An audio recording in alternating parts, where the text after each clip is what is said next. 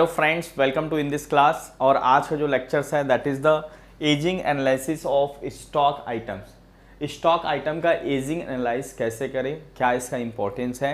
And the day is the 51। हम लोग half century cross करके अब 51 डे में आ चुके हैं, राइट। तो स्टॉक आइटम्स का एजिंग एनालिसिस करना मतलब कि कौन सा स्टॉक आइटम कितना पुराना हो चुका है, ये निकालना हमारे लिए बहुत ज़रूरी है, क्योंकि हमें ये पता चल सके कि कौन कौन सा स्टॉक कितने दिन में एक्सपायर होने वाला है, कौन सा स्टॉक एक्सपायर्ड हो चुका है, राइट। तो ये सारे इंफॉर्मेशंस को जानने के लिए हम लोग एजिंग एनालाइज करते हैं स्टॉक आइटम्स का, राइट। और मेनली ये फार्मास्यूटिकल्स कंपनी, जो दवाई बनाने की कंपनी है, मेडिकल स्टोर्स वगैरह, उनको इन चीज़ का ख्याल रखना बेहद ज़रूरी होता है।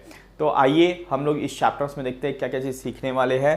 The thing is tracking purchase and sales batch wise हम लोग बैच वाइज मेंटेन करना ट्रैक करेंगे। आप देखोगे हर प्रोडक्ट के पीछे क्या लिखा रहता है, मैन्युफैक्चरिंग डेट लिखा रहता है और एक्सपायरी डेट लिखा रहता है, ठीक है। That is the batch numbers. वहाँ ऊपर बैच नंबर लिखे रहते हैं। बैच नंबर मतलब कि अगर कोई भी प्रोडक्ट सेम टाइम में अगर प्रोडक्शन हुआ है तो उसका बैच नंबर सेम रहेगा। या अगर दूसरे भाषा में बोले कि अगर कोई प्रोडक्ट का कोई भी स्टॉक आइटम्स अगर बैच नंबर सेम है, दो स्टॉक्स हैं, दोनों का बैच नंबर सेम है, इसका मतलब वो सेम टाइम पे सेम डे में प्रोडक्शन उनका हुआ है, राइट। तो उसकी मैन्युफैक्चरिंग डेट भी सेम होगी और एक्सपायरी डेट भी सेम होगा। तो हम लोग ट्रैक करेंगे purchase and sales batch wise. दूसरा, ageing analysis of stock item based on the manufacturing, purchase and expiry date. हम जो एजिंग एनालिसिस करेंगे वो किसके बेस पे करने वाले हैं, मैन्युफैक्चरिंग के बेसिस पे। मैन्युफैक्चरिंग डेट से हम लोग एजिंग एनालाइज करेंगे। परचेज किए हुए कितने दिन हो गया, और एक्सपायरी डेट में दो चीज़ें देखेंगे, कौन कौन से दवाएं या कौन कौन सा स्टॉक आइटम एक्सपायर्ड हो चुका है और कौन कौन सा कितने दिन में होने वाला है।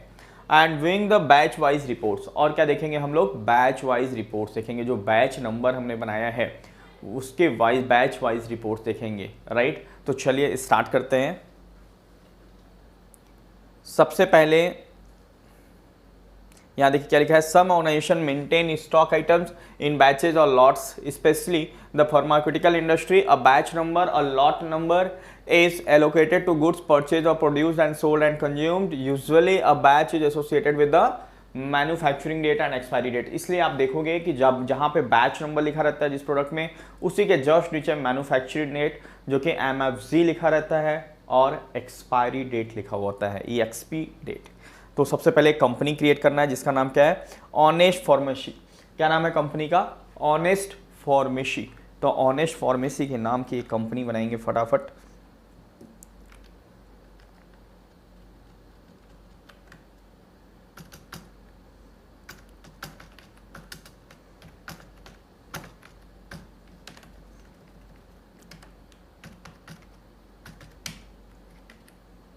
राइट। और देखते हैं इसमें क्या क्या फीचर्स। देखो इसमें क्या क्या फीचर्स हमें सेट करने की जरूरत है। सबसे पहले इनेबल्ड बैचेस को यस करना है, इनेबल्ड बैचेस को यस करना है। Maintain expiry dates for batches को यस करना है, मतलब एक्सपायरी डेट्स फॉर बैचेस को भी यस करना है। तो हम ये दो चीज़ें हम क्या करेंगे, इसको इनेबल्ड कर लेंगे। इसके लिए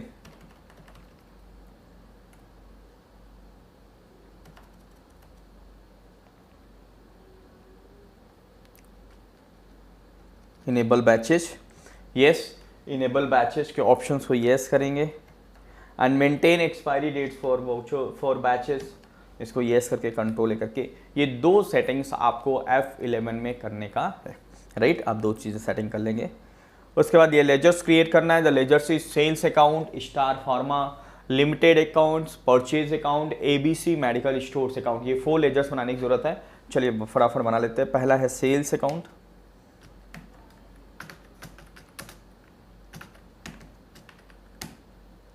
कंट्रोल A। दूसरा star pharma limited,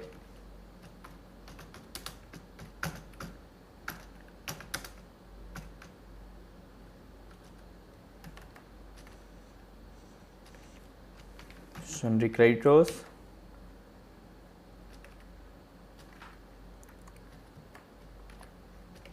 and the third one purchase account,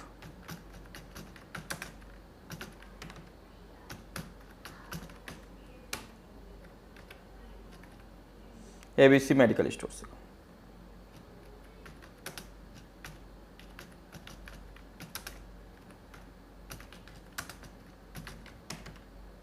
ये हमारा सन्नी डेटर्स है, राइट। तो ये हमने सारे लेजर्स को बना रखा है। उसके बाद यूनिट्स बनाना है माय डियर फ्रेंड्स। यूनिट्स क्या बनना है आपका? Box, right. यूनिट्स बॉक्स बना लीजिए, ठीक है।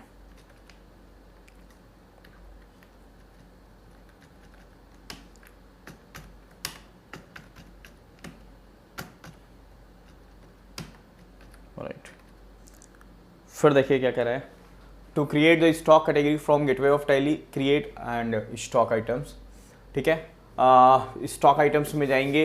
When the features enable batches is set to yes, maintain expiry date for batches is set to yes, right.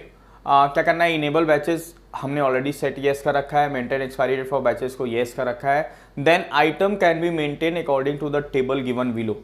जब ये बोला है अगर ये दोनों फीचर्स F11 में आपने येस रखा है, कौन कौन से फीचर्स? इनेबल बैचेज येस, जो हमने येस करके रखा है, और दूसरा maintain expiry date for batches, इसको भी अगर आपने येस कर रखा है तो आप इस तरीके से सारी डिटेल्स को सेट कर सकते हैं। कौन कौन सा? when stock items are not to be maintained in the batches, maintain in batches no, tracking date of manufacturing no, use of expiry date no, ठीक है। फिर दूसरा तरीका क्या है? अगर आप मान लो आप बैच में मेंटेन नहीं करना चाहते तो इन सारे ऑप्शंस को नो कर दीजिए। दूसरा, stock items are maintained in the batches but there is no need to track manufacturing and expiry date. तो उस केसेस पे क्या कर सकते हो? बस मेंटेन इन बैचेस को येस रखना है और मैन्युफैक्चरिंग डेट और एक्सपायरी डेट को नो रखना है। थर्ड के केसेस में क्या कह रहा है? अगर आपको मेंटेन करना है बैचेज और मैन्युफैक्चरिंग डेट मेंटेन करना है तो इन दोनों को येस रखेंगे, एक्सपायरी को नो रखेंगे। और किस तरीके से मेंटेन कर सकते हैं? आपको बैचेज मेंटेन करना और एक्सपायरी डेट मेंटेन करना है तो इन दोनों को येस रखिए और ट्रैकिंग डेट ऑफ मैन्युफैक्चरिंग को नो रखिए। आप तीनों चीज़ें मेंटेन करना चाहते हो, बैचेस भी मेंटेन करना चाहते हैं, मैन्युफैक्चरिंग डेट भी मेंटेन करना चाहते हैं और साथ ही साथ एक्सपायरी डेट को भी अगर आप मेंटेन करना चाहते हैं तो तीनों को हम येस कर देंगे। तो जैसा रिक्वायरमेंट है आपके बिजनेस का उसके अकॉर्डिंगली आप ये सारी चीज़ें सेट कर सकते हैं स्टॉक आइटम बनाते समय, राइट। चलिए, जैसा हम यहाँ पे एक स्टॉक आइटम्स है दैट इज द मेगासीन टैबलेट्स। क्या नाम है इसका? मेगासीन टैबलेट्स, राइट। यूनिट इसके बॉक्स है। मेंटेन इन बैचेस को हमने येस कर रखा है, मेंटेन इन बैचेस को येस कर रखा है। ट्रैक डेट ऑफ मैन्युफैक्चरिंग को भी येस कर रखा है, यूज एक्सपायरी डेट को भी हमने येस कर रखा है। तो चलिए फटाफट हम लोग बनाते हैं स्टॉक आइटम्स।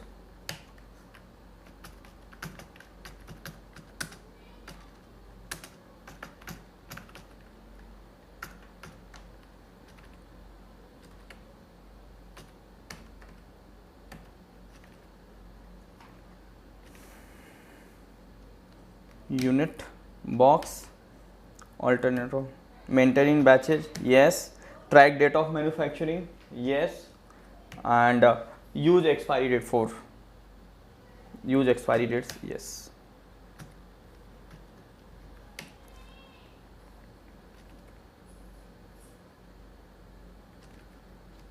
कंट्रोल करके इसको हमने सेव कर लिया, फाइन।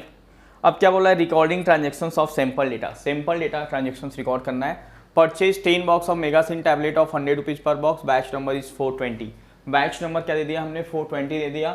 हैविंग मैन्युफैक्चरिंग डेट 1 मार्च 2020, जिसकी मैन्युफैक्चरिंग डेट क्या है? 1 मार्च को है। एंड एक्सपायरी डेट 1 मई है। किससे परचेज कर रहे हैं? फ्रॉम स्टार फार्मा से परचेज कर रहे हैं। तो इसकी एंट्री कर लेंगे हम लोग। परचेज वाउचर्स में जाएंगे, F9 किससे परचेस कर रहे हैं? ऑल्ट F2 करके E22 March 21, F2 1 April 20 and the party name is Star pharma Limited. Control A, purchase ledgers and the Megacin tablet, ठीक है। बैच नंबर डाल देंगे 420, राइट। एंड क्वांटिटी कितना परचेज कर रहे हैं हम लोग? 10 बॉक्सेस, 100 रुपीज़ पर बॉक्स, ठीक है। मैन्युफैक्चरिंग डेट क्या है उसका?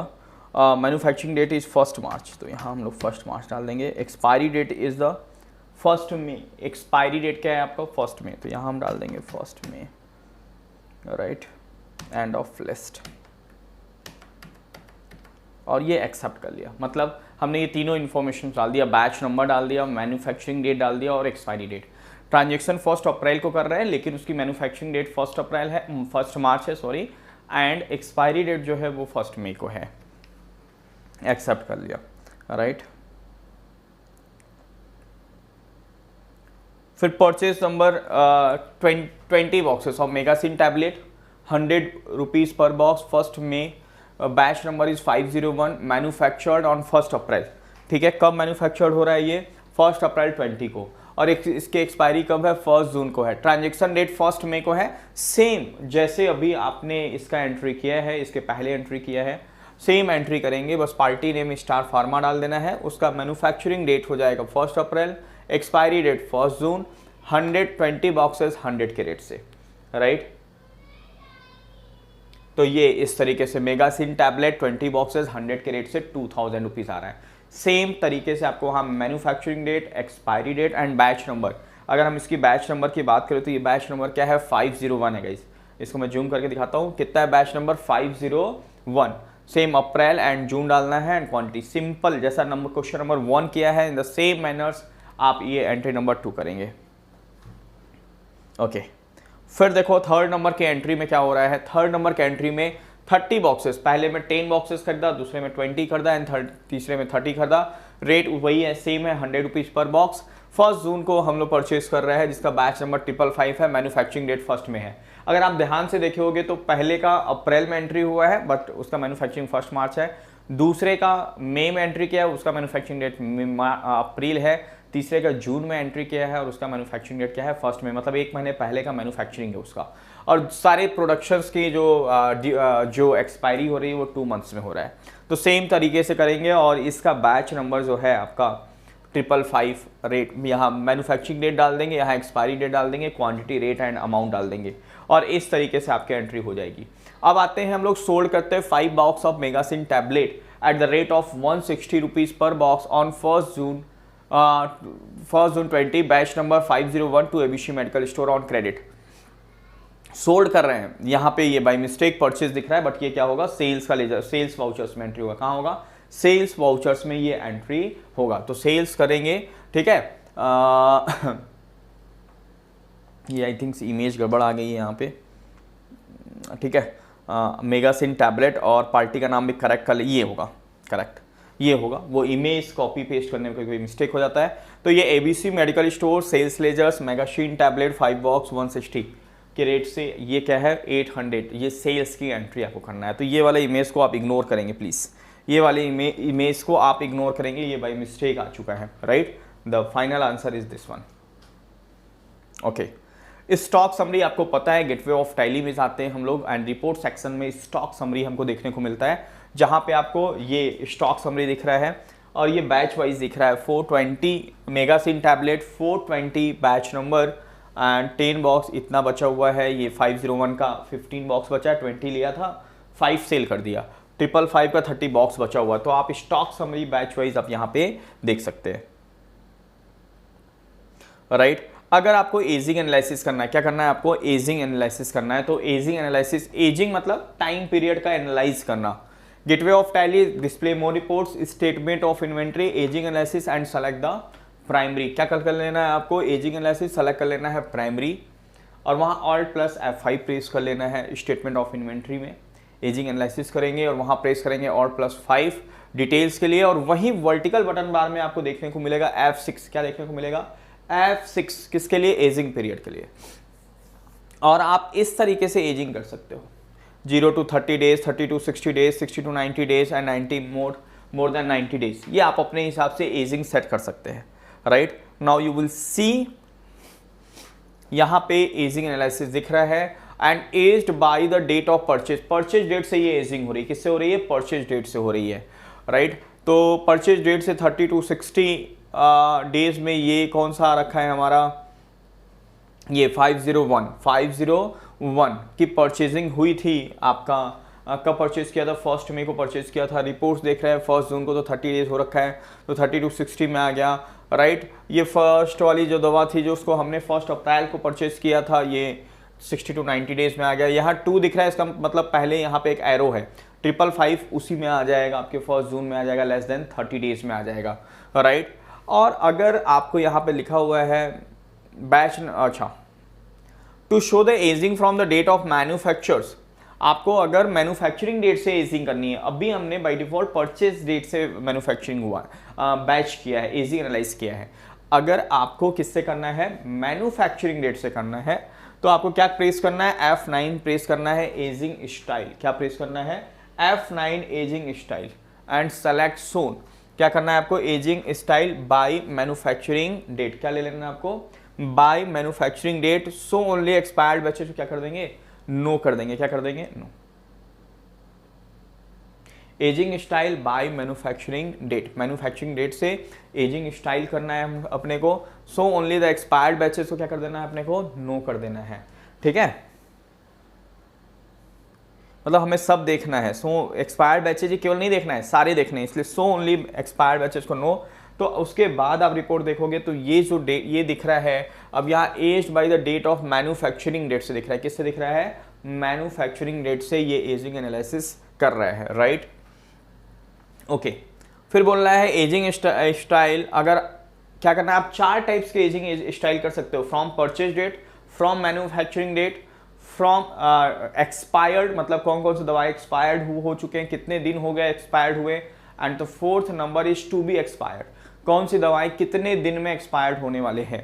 तो हम F9 कर रहे हैं यहाँ पे, और एज्ड बाई एक्सपायरी डेट ले रहे हैं, एज्ड बाई एक्सपायरी डेट मतलब कौन कौन सी दवाई कितने दिन एक्सपायरी हो चुके हैं। तो यहाँ पे इस तरीके से आपको बता रहा है कि भाई ये दवाई जो 420 वाली है ये एक्सपायर्ड हो चुकी है, राइट, ये दवाई एक्सपायर्ड हो चुकी है। Batch number 420 has expired 31 days ago from the date of purchase. The batch has expired on 1st March and the report date is 1st June. Now you will see कि 420 का manufacturing date ये था, 1st मार्च, 1st मई को वो expire था, हम 1st जून को report देख रहे हैं, ये 30 क्या हो रखा है, ये 420 is 92 days old from the date of purchase, 1st March से 1st June, right. So the appears in the column less than 90 days, right. तो यहाँ पे आप जो मैन्युफैक्चरिंग डेट था, अच्छा ये सॉरी ये मैन्युफैक्चरिंग डेट दिख रहा है, सॉरी ये देखिए आप एक्सपायरी डेट की अगर हम बात करें तो एक्सपायरी डेट क्या दिख रहा है, 30 to 60 डेज दिख रहा है, ठीक है, क्योंकि 1st मई को एक्सपायरी हो गया है और हम रिपोर्ट्स देख रहे हैं 1st जून को 31 डेज हुआ, तो ये 30 to 60 डेज में ये दिख रहा है। और अगर हम इसकी बात करें तो ये 1st जून को एक्सपायरी हो रहा है और 555 1st जुलाई को एक्सपायरी होगा। And the last one F9 press करिए, और लास्ट वन आपको मैंने बताया था ये 4 तरीके से रिपोर्ट्स देख सकते हैं, by date of purchase, by expiry date, by manufacturing date and to be expired. तो अगर हम टू बी एक्सपायर्ड करेंगे तो इसका मतलब ये होता है कि कौन कौन सी दवाएं अभी एक्सपायर्ड होने में कितने दिन बचे हैं। ये रिपोर्ट बहुत ध्यान से देखना गाइस। यहाँ पे अगर आप देखोगे तो 420 भी टू बी एक्सपायर्ड किस में आ रहा है, लेस देन 30 डेज में आ रहा है। सर क्यों? क्योंकि less than 30 also includes the 0 days, मतलब यहाँ पे वो भी दिख रहा है जो एक्सपायर्ड हो चुका है। तो आप देख रहे हो ये भी दिख रहा है 10 बॉक्स जो एक्सपायर्ड हो चुका है, क्योंकि एक्सपायर्ड होने वाला है। और ये कॉलम कौन सा है, less than 30 days. Less than 30 days also include the 0 days, मतलब लेस देन 30 डेज कहने का मतलब कि उसमें 0 डेज भी आ रहा है। मतलब 0 डेज कहने का कि जो एक्सपायर्ड हो चुका है वो भी इसी कॉलम में आ रहा है, जिसमें से ये एक्सपायर्ड हो चुका है, ये एक्सपायर्ड 1 जून ये भी हो चुका है, और यहाँ पे 1 जुलाई को 30 डेज हो रहा है, लेस देन 30 डेज। 1 जून से 1 जुलाई है ना, टू बी एक्सपायर्ड, इसलिए तीनों कॉलम लेस देन 30 डेज में आ रहा है, क्योंकि द लास्ट वन में 30 डेज आ रहा है। ठीक है, 30 और 29 डेज आएगा अगर आप कैलकुलेट करेंगे 1 जून से 1 जुलाई 29 डेज, तो यहाँ पे ये क्या हो रहा है, लेस देन 30 डेज में ये कॉलम आ रहा है। तो इस तरीके से गाइज आपने देखा कि कैसे हमने एजिंग एनालिसिस किया। अब एजिंग एनालिसिस करने का जो सबसे मेन मोटो है, मेन इंपॉर्टेंस है कि जो दवाएं एक्सपायर होने वाले हैं उसको पहले सेल कर देंगे। जो दवाएं एक्सपायर्ड हो चुके हैं जिस रिपोर्ट्स में, उसे क्या करना है अपने को, उसको सेल नहीं करना है, राइट।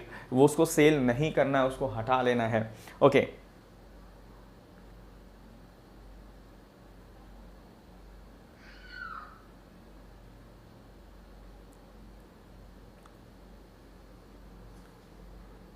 बोल रहा है कि स्टॉक की एजिंग एनालिसिस हम लोग वैल्यू को हटा के भी देख सकते हैं। क्या कर सकते हैं? वैल्यू को हटा के देख सकते हैं, राइट।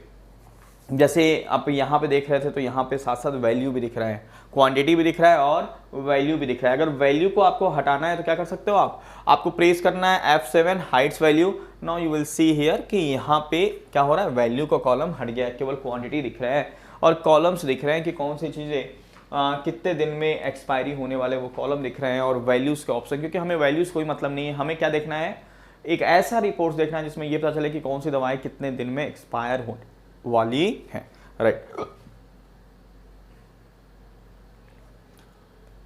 फिर बोलना है vouchers for a particular batch. अगर आपको पर्टिकुलर बैच का वाउचर्स देखना है, आप सिंपली गेटवे ऑफ टैली में जाइए, डिस्प्ले मोर रिपोर्ट्स, इन्वेंट्री बुक्स, अकाउंट्स के लिए अकाउंट बुक्स एंड इन्वेंट्री से रिलेटेड चीज़ों को इन्वेंट्री बुक्स, और सेलेक्ट करिए बैच। आप जो भी बैच नंबर, जैसे यहाँ 501 अगर हम सेलेक्ट करते हैं, राइट, तो ये जो सारी एंट्री जो वाउचर्स दिखेंगे वो कौन से बैच से रिलेटेड एंट्री है, ये 501 से रिलेटेड एंट्री है, राइट। 501 से रिलेटेड ये एंट्री है। तो आप पर्टिकुलर बैच के वाउचर्स को इन्वेंट्री बुक्स में जाके देख सकते हैं, बैच को सेलेक्ट करके। Fine. So guys, I hope कि आपने ये लेक्चर समझ लिया होगा, इस चैप्टर्स का इंपॉर्टेंस समझ लिया होगा। मेनली जो आपके फार्माक्यूटिकल्स कंपनी है, दवाएं बनाने वाली कंपनी है, उनके लिए ये चीज़ें कंपलसरी होता है। क्योंकि अगर वो बाई मिस्टेक्स अगर एक्सपायरी दवाएं सेल आउट कर देते हैं तो वो एक्शन की जगह पे वो दवाएं रिएक्शन ले लेगा और वो पेशेंट्स को हैवी कॉम्पनसेशन देना पड़ेगा, राइट। और आपके ऊपर क्या हो सकता है, शूट फाइल भी हो सकता है, केस भी कर सकता है कंज्यूमर कि आपने उसको एक्सपायर्ड दवाएं दिए हैं। इस वजह से आपको बहुत ध्यान से ये सेटअप करना पड़ता है उनको, जिससे वो ये देख सके कि हमारी दवाएं कौन से एक्सपायर्ड हो चुकी हो, किसको सेल नहीं करना है, और कौन सी दवाएं, अगर कुछ प्रोडक्ट हमारे, चाहे दवा हो चाहे कोई भी प्रोडक्ट हो जो एक्सपायर्ड होने वाला है, तो पहले हमारा फोकस किस पे रहेगा, उन प्रोडक्ट पे सेल करने का रहेगा जो एक्सपायर्ड होने वाला है, जिससे हम अपने प्रोडक्ट को एक्सपायरी होने से बचा सकते हैं। सो गाइज, आई होप कि आपको ये लेक्चर समझ में आया होगा, इसका इंपॉर्टेंस समझ में आया होगा। So guys, thank you so much for watching this video.